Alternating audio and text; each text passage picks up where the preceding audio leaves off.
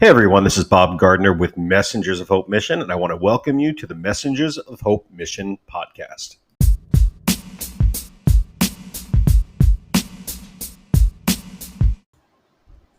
Today's podcast is brought to you by Glistening Glass. Glistening Glass is my company. It is a window washing and gutter cleaning company. I service the northern Tampa area and the southern western Pasco area. If you're interested in having your home windows cleaned or your gutters cleaned, now is the time to call 813-404-2300. That's Glistening Glass. As I get back into the swing of doing the podcast on a regular basis, they might start out a little bit shorter than normal, but I hope to get them built up to, half an hour time frame. And I hope to start interviewing some people. And I've talked to a few of our volunteers that I'd like to interview and a couple of our board members that I'd like to get interviewed on the podcast. And hopefully that will come up. But as I said, for right now, the podcasts are going to be a little bit shorter because I'm getting my legs back into talking to the microphone and sharing the stories and not really having anyone to soundboard off of to have a normal conversation going.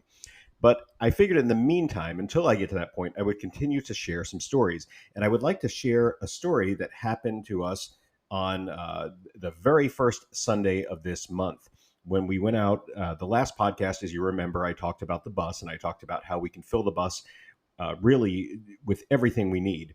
Well, the first Sunday of this month was a holiday weekend. Typically, holiday weekends are a little bit slower. Therefore, not as many people show up. And it also is the beginning of the month. And during the beginning of the month, a lot of people get their food stamps. Again, a reason for things to be a little bit slower at our mobile pantries. However, that was not the case this time. It flew in the face of everything we knew, and we were overrun. We got to our stop early. We got there at about 1:30, which we usually get there about 2:30, but we got there at 1:30 because it was a hot day and we were ready. We had everything already loaded. So we said, let's just go. And we know that there'll be people waiting in line. Let's go ahead and take the food and let them go home so they can get out of the heat and just enjoy the rest of their day. Well, we got to our location, and this is a Sunday afternoon. This was Sunday, July 2nd, if I remember correctly. And we were at our location early, about an hour early. And of course, there was about 20 people already there waiting in line. People show up there as early as 11 a.m. on holidays like Thanksgiving and Christmas. They will get there even much, much earlier than that.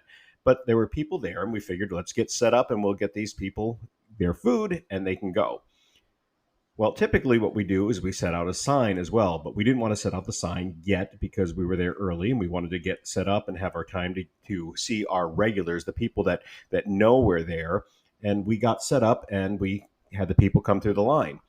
Well, it was very slow after that. Again, we were there an hour early. That's very important to remember. We got there, we set up, we gave out the food, and then we sat around for about 10 minutes with no one showing up. Still early, so I asked one of the volunteers to put the sign out and wave at cars, and which we do on a regular basis, as long as we know we have enough food. Well, our regulars that were not there yet, and of course people that had called ahead and people that need food were showing up at this point. They were coming and getting in line, and we were going through food very, very quickly. Now, that is not unusual. What is unusual was the amount of people. There were more people that came through on the 2nd of July than we have had in a long time. That we're talking like the numbers were more like Thanksgiving and Christmas type numbers. And they were just coming through, and boy, did people need food. And we were doing everything we could, but we were running out of things left and right. And of course, when we run out of something, we try to supplement something else. And we were starting to run out of our supplements. So we were giving out more stuff. Unfortunately, towards the end, what we had to be doing was giving out a lot of drinks. Drinks are great to give out if you have food. If you're hungry, they're not going to do a whole lot. But we were running out of food on everything. I think the only thing that we really had left was cereal, drinks, and some frozen food, some hot dogs. And we were going through this and we were giving out extra packs of hot dogs because we had a bunch of them. And as we're giving them out, we are watching and we're noticing that the amount of food that we have is dwindling fast. So I had the sign pulled and I had the person that was waving at cars come in early because I was like, we had to have this food, make it last as long as we could. This was about 2:30ish. Now, this is typically the time that we set up.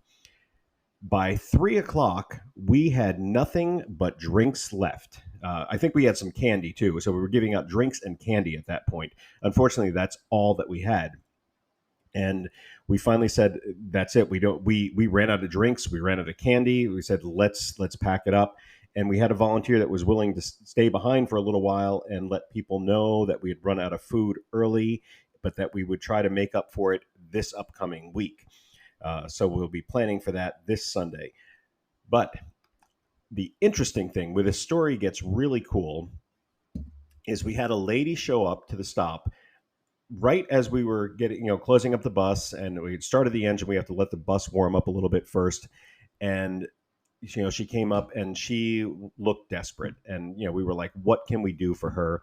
I think of one of the volunteers gave her $20 to go to Publix, but I said, let me check the bus one last time. And I went through and I think we found a box of cereal and we found some drinks, that had been put in the refrigerator that we didn't know about.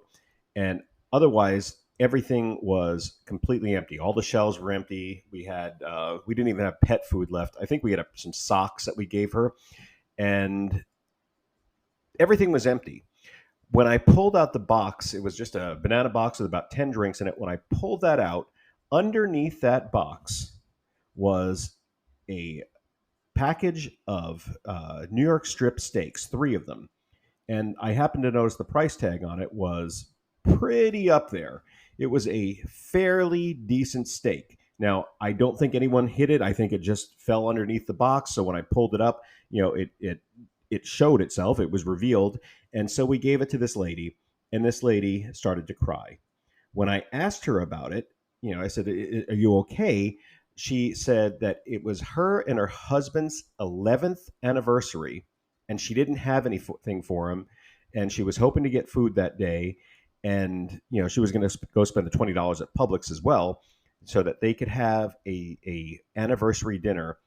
And she was crying because his favorite thing is steak, and now she not only had 1 but 3 steaks that they could share on their 11th anniversary. And it was just a really touching moment.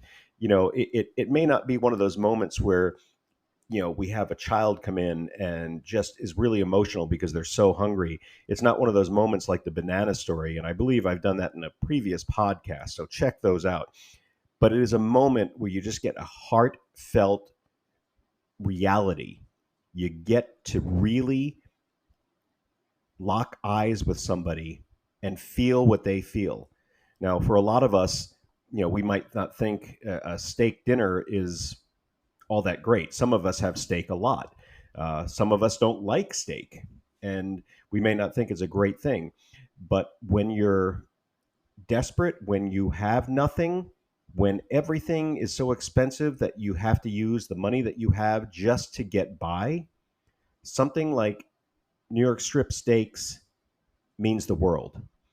And to this lady that wanted to give her husband something so special, I hope that he was just floored by it. But I hope at the same time that she doesn't feel like because it was given to her, it's any less. All this food that we give it out to anybody in need. And I just think that was a beautiful moment. That steak was meant to go to that lady. That steak was meant to be there. After we had gone through all the other food on the bus, after we had run out of everything else, we still had that. Now, that's not a story that I want to replicate all the time because I don't want to get to that point where we run out of food. And of course, this weekend, we're going to stock the bus up even more.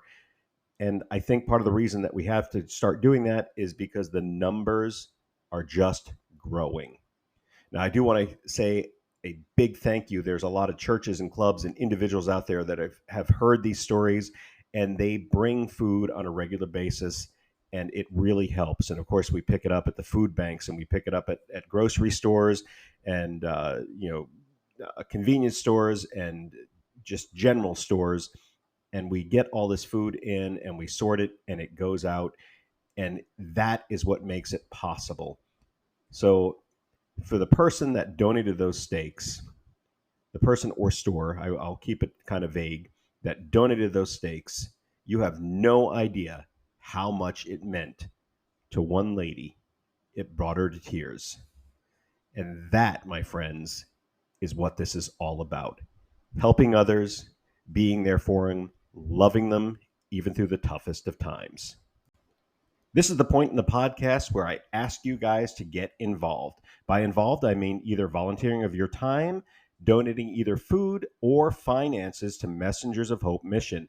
This is very helpful to us because there are things that we cannot do on our own, whether it is the volunteer time. I can only put so much time into the work, and sometimes it takes many, many hands to sort through the food that we get to come in on a weekly basis. Also, we have expenses that we have to pay. We have to buy food. We have to pay for rent. We have to pay for insurance and fuel, utilities, and many other things. This is not an inexpensive way of doing things.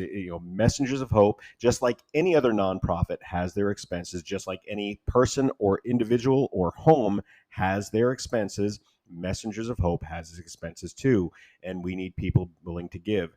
And in that note, I'd like to say last week on the podcast, I said that if you make at least a $25 donation, that I would give you a shout out at this point in the podcast. And we had someone do that. His name is Steve W., and that's all he told me that I could say. But he made a $25 donation to Messenger Hope Mission. Thank you so much, Steve. You're a great guy. Thanks for donating. And that's going to do it for today's podcast. This is Bob Gardner with Messenger Hope Mission, wishing you guys a great week.